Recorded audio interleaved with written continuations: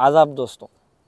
कुछ नाम निहाद हिंदू संगठनों ने दरगाह अजमेर शरीफ के मुतालिक ये दावा किया है कि अजमेर शरीफ की दरगाह के नीचे एक शिव मंदिर है। उन्होंने सिर्फ दावा नहीं किया बल्कि अजमेर की लोकल कोर्ट में एक पिटिशन भी फाइल किया कि अजमेर शरीफ की दरगाह का सर्वे कराया जाए। उसके बाद अजमेर शरीफ की जो वहाँ लोकल कोर्ट है उसने इस पिटिशन को एक्सेप्ट करते हुए ये कहा कि एएसआई को उन्होंने नोटिस भेजा, मिनिस्ट्री ऑफ माइनॉरिटी अफेयर्स को नोटिस भेजा और दरगाह अजमेर शरीफ कमेटी को भी उन्होंने नोटिस भेजकर रिप्लाई मांगा है।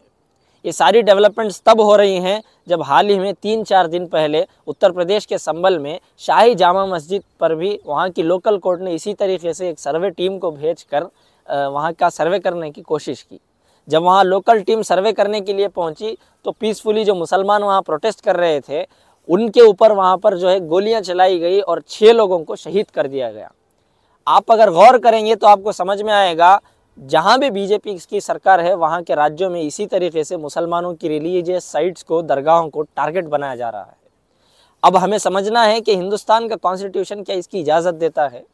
दोस्तों, इंडिया में प्लेसेस ऑफ वर्शिप एक्ट 1991 बनाया गया था, जिसका यहाँ पर एक कानून मौजूद है जो क्लियरली कहता है कि 15 अगस्त 1947 में जो रिलीजियस साइट जिस तरीके से मौजूद है, फॉर एग्जांपल अगर वो 15 अगस्त 1947 में मस्जिद है तो वो मस्जिद ही बाकी रहेगी, उसमें कोई चेंजेस नहीं की जा सकती। इस तरीके का कानून इंडिया में है जिसका क्लियरली ये लोकल कोर्ट जो है उल्लंघन कर रही है।